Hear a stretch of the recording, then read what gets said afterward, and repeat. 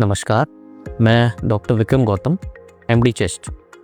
आज हम बात करेंगे ट्यूबरकुलोसिस मतलब टीबी।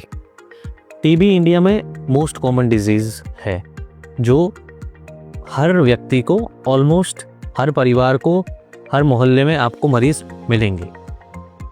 आज की स्थिति में इंडिया में, भारत में ऐसा कोई इंसान नहीं जिसके अंदर टीबी के बैक्टीरिया या एंटीजन ना हो।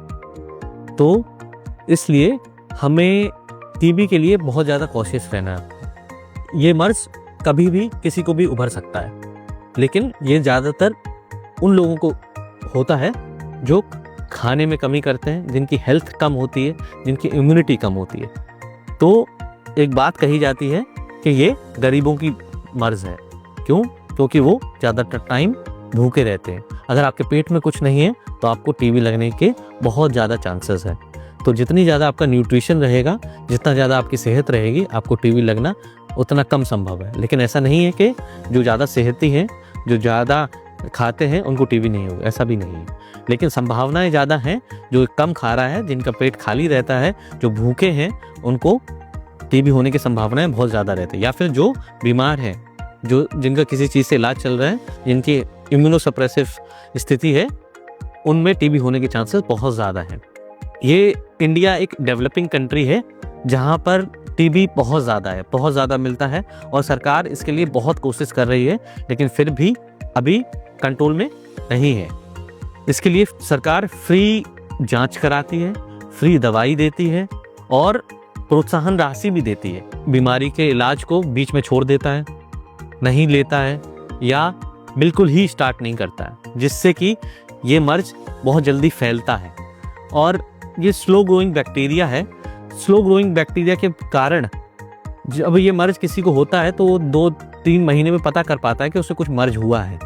और बहुत सारी जगह ऐसी होती हैं शरीर में जिसमें डायग्नोसिस बनाना बहुत कठिन होता है।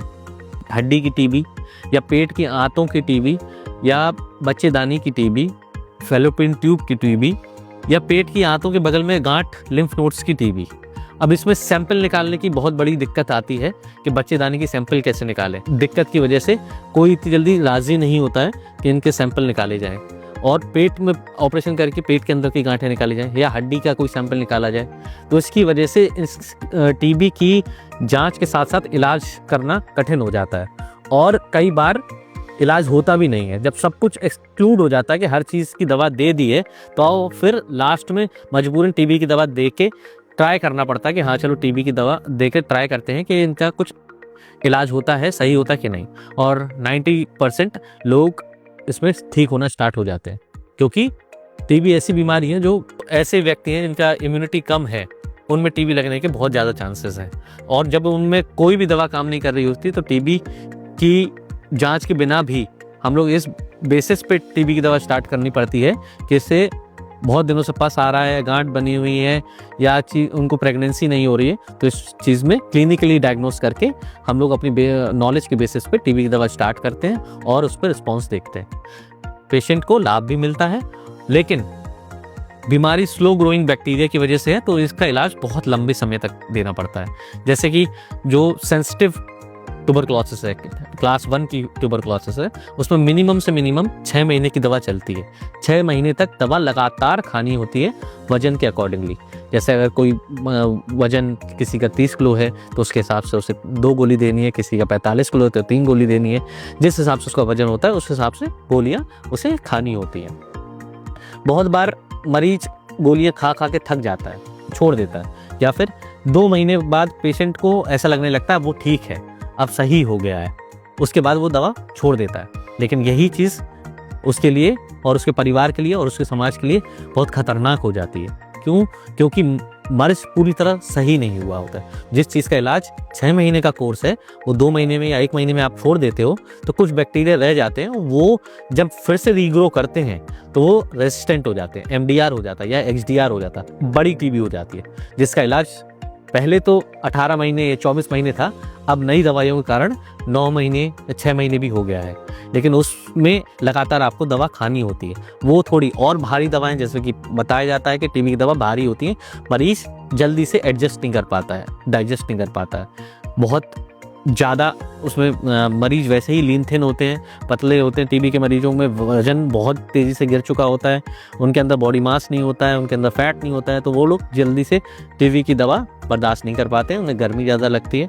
ऐसे में उनको 6 महीने तक दवा देना एक बहुत बड़ा चैलेंज होता है, एक समाज के लिए, एक परिवार के लिए, एक सरकार के लिए बहुत बड़ा चैलेंज होता है। ये चैलेंज हमें एक्सेप्ट करके उन्हें पूरा इलाज देना है, उनके परिवार को इलाज देना है, क्योंकि सबसे पहले वो टीबी अपने परिवार को देता है। दूसरे नंबर पे वो मरीज टीबी अपने आसपास मोहल्ले गाँव में बांटता है, जो कि एकदम पता नहीं पड़ती है, लेकिन सबको वो बैक्टीरिया दे चुका होता है।